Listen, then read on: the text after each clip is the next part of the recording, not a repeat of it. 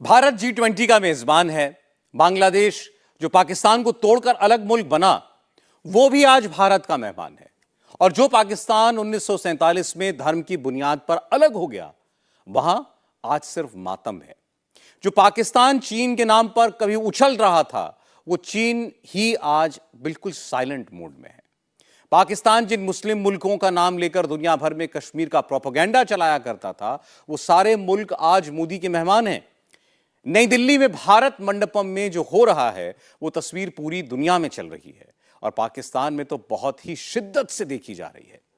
पाकिस्तान के आम लोग जब इन तस्वीरों को देखते हैं तो उनके जहन में क्या उमड़ता है और अपने नसीब को लेकर वो क्या सोचते हैं, सब कुछ देखिए इस रिपोर्ट में।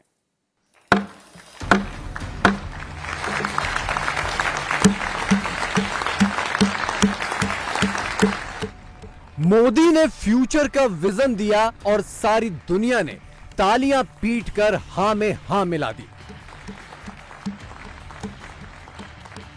नई दिल्ली की शान में लगते जा रहे 4, 8 और 16 चांदों को देखकर इस्लामाबाद, लाहौर और रावलपिंडी में लकवा मार गया है।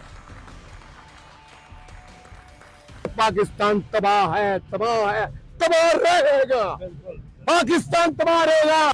गुलाम है, ये आवाम तो खुदकशी कर ले या ऐसे लाए घर घर फिरो, कोई मेहरबानी बीबी 2 रोटियां पा दो बस। 75 जो है ना, साल हो गए पाकिस्तान को बने गलती से आजाद हो गए। क्या गलती से आजाद हुए? अगर वोट कास्टिंग हो ना किसी भी मुल्क के साथ, खुदा की कसम हम दूसरे मुल्क को ना वोट कास्ट कर देंगे। हम कहते हैं कि अगर हम डिवाइड ना हुए होते, हम अंग्रेजों के कब्जे में होते अभी तक, तो हमारी हालत इससे 100% बेहतर होती। अगर मुल्क के लेवल पे देखेंगे तो फिर हम उनसे कंपटीशन करना, मैं कहूँगा तो काफी सारे दोस्त नाराज होंगे, वो बात नहीं मैं करना चाह रहा, लेकिन हकीकत वही है। आप पाकिस्तान में सदर जो बाइडन की आने की बात करना चाह रहे हैं, पाकिस्तान में तो कोई व्लॉगर भी आना पसंद नहीं कर रहा। भारत जो है वो इकोनॉमिक अपने और पॉलिटिकल अपनी डिप्लोमेसी में they are going to the next level. इनसे आजादी ली थी, वो तो इतना तरक्की कर गए, हमने 75 साल में क्या किया। कोणार्क के सूर्य मंदिर के इस चक्र के आगे आज सुबह जो हुआ, वो ये बताने के लिए काफी है कि आजादी के 76 साल बाद भारत का समय चक्र कितना घूम चुका है। 1 अर्थ, 1 फैमिली, 1 फ्यूचर यानी वसुधैव कुटुंबकम की भावना के साथ G20 देशों के राष्ट्राध्यक्ष नई दिल्ली में जुटे, लेकिन भारत से अलग हुआ पाकिस्तान इन्हीं 76 सालों बाद आज इस नहज पर खड़ा है कि उसके पास ना कोई फैमिली बची, ना फ्यूचर। अगर बांग्लादेश इस G20 में जा सकता है, बेशक मेंबर नहीं है, लेकिन उन्हें बुलाया गया। बांग्लादेश तो हमारे से लैदा हुआ, आज वो कहाँ, इन्होंने बताया। भाई पता ही क्या है, मेरी बात सुनो। अल्हम्दुलिल्लाह हमारा मुल्क है पाकिस्तान, एटमी ताकत वाला है, सुपर पावर, एटमी ताकत है, ठीक है ना। बांग्लादेश एटमी ताकत नहीं है, बिल्कुल ऐसे बांग्लादेश जा सकता है। हाँ। तो हमारे लिए कितनी शर्मिंदगी है कि यार उन्होंने हमको नहीं बुलाया। आप क्या कहेंगे इसके ऊपर कि वो इंडिया वाले जो इस टाइम अपने कंट्री के ऊपर फोकस कर रहे हैं, वो आगे उनकी। तो भाईजान आपको पता है इनकी कमजोरी है ना, इनकी कमजोरी है ना। ये जो कहता मैंने कपड़े बेच के आटा सस्ता दूंगा, मैं जो शहबाज शरीफ कहता था ना कपड़े बेचूंगा, और तेरे कपड़े लेने किसने? तू डाके कपड़े पहनता है, तेरे कपड़े लेने किसने हैं? तो इंडिया वालों को भी पता है, वो भी कहते हैं भाई आपका मुल्क जो है ना, ये चोर डाकू के हाथे चढ़ा हुआ है, ठीक है ना। आपका मुल्क कभी तरक्की नहीं कर सकता। आप लोग दिन ब दिन पीछे जाएंगे, आगे नहीं जा सकते आप। नई दिल्ली की ये तस्वीर देखकर तो पाकिस्तान की छाती पर सांप ही लौट गए। सऊदी अरब के क्राउन प्रिंस मोहम्मद बिन सलमान की पीएम मोदी के साथ ये बेतकल्लुफ मुलाकात और अंदाज देखकर इस्लामाबाद ने आंखें ही मूंद ली। पाकिस्तान का स्टांस जो है गल्फ कंट्री और इस्लामिक कंट्रीज पे बड़ा स्ट्रॉन्ग रहता है कि हम भी इस्लामिक है, वो भी इस्लामिक है, लेकिन अभी सऊदी अरब, यूएई और अमेरिका मिलके कह रहे हैं कि एक ऐसा हम रेलवे प्रोजेक्ट बनाएंगे जो कि भारत और मिडिल ईस्ट को आपस में कनेक्ट करेगा। और जब ये रेलवे लाइंस बिछेंगी मिडिल ईस्ट के बीच और जो है भारत के बीच, तो उनकी ट्रेड कितनी प्रमोट होगी। वो लोग देखते हैं अपनी जो उनकी पब्लिक है उसकी फलाह के लिए काम करना, यहाँ जो भी आता है वो अपने इनफरादी जो मुफादात हैं वो लेके आता है। लेकिन ये कंट्रीज आजकल इंडिया की तरफ बहुत ज्यादा झुकाव है, उनको प्रोजेक्ट अच्छे खासे दे रही है जो उनकी इकोनॉमी को बूस्ट करेगा, और हमें सिर्फ वो कर्जा देते हैं, वो भी भारी इंटरेस्ट पे। वो उनको पता है ना कि ये इंटरेस्टेड ही कर्जा लेने में है। अब हमने कर्जा लेके कोई कारोबार तो करना नहीं, यहाँ कोई इंडस्ट्री तो लगानी नहीं। सऊदी अरब और दुबई देख लें, हमेशा पाकिस्तान के साथ जब हमें कर्ज देना होता है कर्ज दे देते हैं, लेकिन वो हमें प्रोजेक्ट नहीं दे रहे, प्रोजेक्ट वो सारे के सारे इंडिया को दे रहे हैं, हमें सिर्फ कर्जा दे रहे हैं। वो कर्जा इसलिए दे रहे हैं ना कि ये इन्हों को मांगने की ज़रूरत है, ये कुछ इंडस्ट्री वगैरह नहीं लगा रहे, कोई तरक्की नहीं कर रहे, वो मुल्क उसको तरक्की भी दे रहे हैं, पैसे भी दे रहे हैं, सही चल रहा है, इसलिए वो सारा प्रोजेक्ट उधर लगा रहे हैं। ये बिल्कुल सही है, वो अपने अपने फ्यूचर के बारे में सोच रहे हैं। पाकिस्तान को किसी जगह पे वेट नहीं दिया जा रहा, उसकी मेन काज यही पाकिस्तान के तो अब जो बच्चे इधर के जो जवान हुए हैं और ब्रेन भी ट्रेन हो रहा है। मेरे अपने 4 बच्चे हैं जिन्होंने यहाँ से मास्टर किया, they are going abroad. Pakistan को लगता था कि अमीर देश सऊदी अरब सिर्फ इस्लाम के नाम पर पाकिस्तान का हाथ कभी नहीं छोड़ेगा। दुनिया के सामने यही दोस्ती साबित करने के लिए पाकिस्तान मोहम्मद बिन सलमान के हाथ पैर जोड़ रहा था कि भारत जाने से पहले थोड़ी देर के लिए ही पाकिस्तान आ जाएं, लेकिन सऊदी प्रिंस ने यह अपील ठुकरा दी और सीधे भारत आ गए। इससे पहले भी सऊदी प्रिंस 2 बार पाकिस्तान का दौरा रद्द कर चुके हैं। पाकिस्तान की हालत दुनिया में अब लावारिस जैसी हो गई है। पाकिस्तान एक चीज से सही हो सकता है अगर पाकिस्तान की अदलिया मजबूत होगी। पाकिस्तान की अदलिया कमजोर है, इसलिए पाकिस्तान तबाह है, तबाह रहेगा। पाकिस्तान तबाह रहेगा जब तक अदलिया आजाद नहीं होगी। गुलाम है, ये ला दो हथ च लेके डॉलर लेंदे ने, वो पार्टी डॉलर भर के वो बाहर चले गया। विसाखा आया डॉलर लेके वो बाहर चला गया। ਹੁਣ ਆਵਾਮ ਦੇ ਕੋਲ ਕੀ ਰਹਿ ਗਿਆ? ਕਸ਼ਕੋਲ ਮੰਗਦੇ ਫਿਰਦੇ ਆਵਾਮ ਕਿ ਇਹ ਸਾਨੂੰ ਬਿੱਲ ਮਾਫ ਕਰ ਦਿਓ, ਸਾਡੇ ਬਿਜਲੀ ਦੇ ਬਿੱਲ ਮਾਫ ਕਰ ਦਿਓ, ਉਹ ਕਰ ਦਿਓ। ਇਹ ਕੌਮ ਬਿਕਾਰੀ ਬਣ ਗਈ ਹੈ। ਕੌਮ ਨੂੰ ਕਿਸੇ ਨੇ ਇਹਦੇ ਰੋਟੀ ਨਹੀਂ ਪਾਣੀ, ਕਿਸੇ ਨੇ ਆਟਾ नहीं देना। 200 रुपए किलो चीनी है, 200 रुपए किलो आटा है, आवाम का बेड़ा गर्क हो गया। G20 देशों में दुनिया की 2/3 आबादी बसती है। ग्लोबल जीडीपी में G20 देशों का हिस्सा 85% है। दुनिया भर में होने वाले कारोबार का 75% इन्हीं देशों से होता है। पाकिस्तान के ठेकेदारों को ये बात भले ना समझ आए, लेकिन पाकिस्तानी समझ गए हैं कि वो कैसे अलग थलग पड़ चुके हैं। सर दिल्ली की पिक्चर्स आ रही हैं सोशल मीडिया पे, बड़ा खूबसूरत सजाया गया है G20, और आज आपके प्रेसिडेंट यानी अमेरिकन प्रेसिडेंट जो है वो भी पहुंच गए, क्या कहेंगे आप? बड़ी तैयारियां हैं, बड़ी गहमा गहमी है, बल्कि मैं हैरान हूँ जो नंबर्स मैंने देखे वहाँ तैयारी की हुई है जो उन्होंने भारत नई दिल्ली में। भारत जो है वो इकोनॉमिक अपने और पॉलिटिकल अपनी डिप्लोमेसी में they are going to the next level. मैं अपने मुल्क की तो बात नहीं करना चाहता, थोड़ी सी एम्बेरसमेंट होती है उसमें।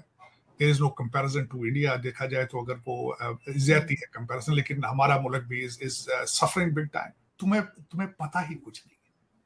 उसकी वजह यह है कि तुम्हारी तालीम का लेवल कोई नहीं है, तुम्हारी सोच कोई नहीं है, तुम्हारा कोई विजन नहीं है।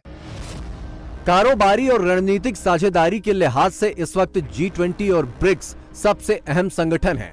भारत की पहल पर इस बार अफ्रीकन यूनियन को भी G20 का सदस्य बना लिया गया, लेकिन पाकिस्तान को इन दोनों संगठनों में कोई पूछने वाला नहीं है।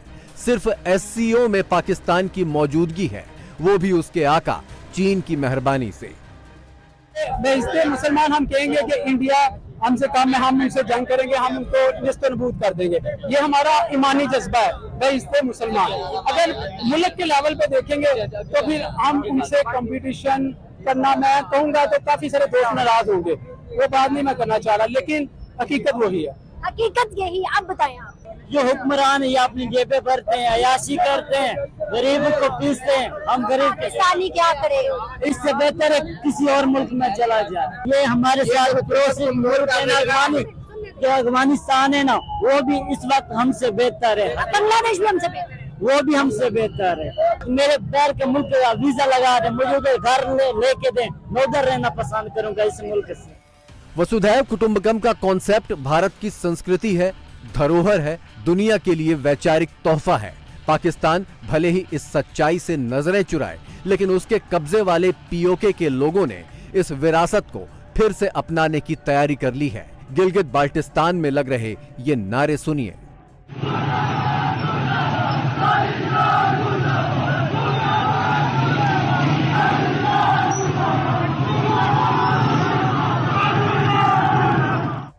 पीओके से उठी इस हुंकार को लेकर इंटरनेट में हलचल बड़ी तेज है। इस इमारत की छत पर लगे झंडे को गौर से देखिए। सोशल मीडिया पर कहा जा रहा है कि ये तिरंगा है। हालांकि रात की इन तस्वीरों से झंडे के बारे में कुछ भी सटीक कह पाना मुश्किल है, लेकिन पीओके में कई महीनों से जो माहौल चल रहा है उसे देखते हुए कतई हैरत नहीं है अगर लोगों ने अपने घरों में भारत के झंडे फहरा दिए हों। ये लोग जो है पेशावर के, ये गिलगित के, जिधर के भी लोग के सब तंग है इस मुल्क में। बॉर्डर को तो हम सब यहाँ से भाग जाएगा। ये मुल्क में मजा नहीं देता है। हुकूमत ने उन लोगों के साथ अच्छे नहीं किया, उसने कुर्बानी दिया, लेकिन हुकूमत ने उसको ऐसी वो दर्जा नहीं दिया, इसलिए वो लोग नाराज हो गया। वो पाकिस्तान के खिलाफ भी बोलता है, वो कह रहे बॉर्डर खोलो, हम इंडिया जाए। आपको लगता है हमारी हुकूमत इतनी आसानी से बॉर्डर खोल देगी? आज़ाद कश्मीर का, गिलगित बल्तिस्तान का या पाकिस्तान का? जोन सा बॉर्डर उसने अगर खोल दिया बस हम जाना है। हमें जब पता लग गया कि बॉर्डर खुल गया, कोई भी अगर इंडिया जाता है तो हम अभी भी हम यहाँ से रवाना हो गए जाएगा। वो कह रहे हम अगर मोदी की अंडर में होगा तो हमें 2 वक्त का रोटी मिल जाएगा, अगर इधर नहीं होगा पाकिस्तान में रह रहे रोटी हमें 2 टाइम का मिलेगा। ऊपर से महंगाई है, बिजली का बिल इतना ज्यादा आते है, वो बेचारा क्या करेगी। अच्छा, वो लोग मोदी सरकार से खुश हैं? वो बहुत मोदी से वो बहुत प्यार करते। वो देखो इंडिया वाला, उसने उतना तरक्की किया कि अभी चांद पे, वो छोटा मुल्क है, वो चांद पे पहुंच गया।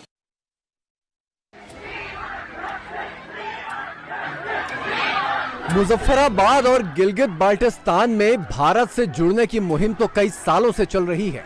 हाल के दिनों में ये आंदोलन तेज हुए तो पूरी दुनिया में हेडलाइन बनने लगी, लेकिन नई दिल्ली में G20 की रोशन तस्वीरें और भारत का लगातार ऊंचा होता कद देखकर पाकिस्तान के लाहौर और इस्लामाबाद में भी ऐसी ही आवाजें सुनाई देने लगी हैं।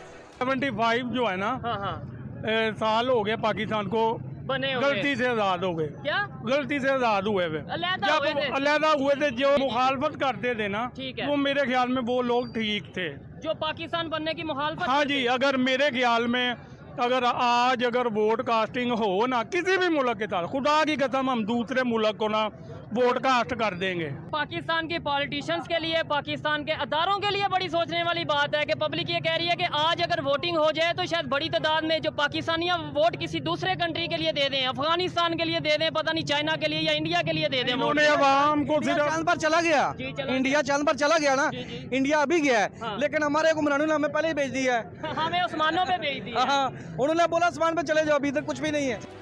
नई दिल्ली में G20 मीटिंग के मौके पर पाकिस्तान में करीब 2 महीने पुरानी ये तस्वीरें फिर से वायरल होने लगी हैं। तस्वीरें तब की हैं जब पेरिस में इकोनॉमिक फोरम की बैठक में पाकिस्तानी पीएम शहबाज शरीफ सऊदी प्रिंस के आगे गिड़गिड़ाते हुए कैमरे में कैद हुए थे और सऊदी प्रिंस बार बार इनकार के अंदाज में सिर हिला रहे थे। आज नई दिल्ली पहुंचे सऊदी प्रिंस की मोदी से गर्मजोशी की मुलाकात की तस्वीरें देखकर पाकिस्तान में चर्चा यही है कि मोदी के कहने पर सऊदी अरब ने पाकिस्तान को भीख देने से इनकार कर दिया।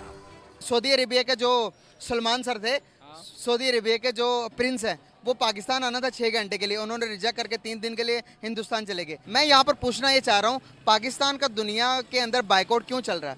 वाई बाइकआउट पाकिस्तान एंड क्यों इंडिया की तरफ इतना रुझान है उनका?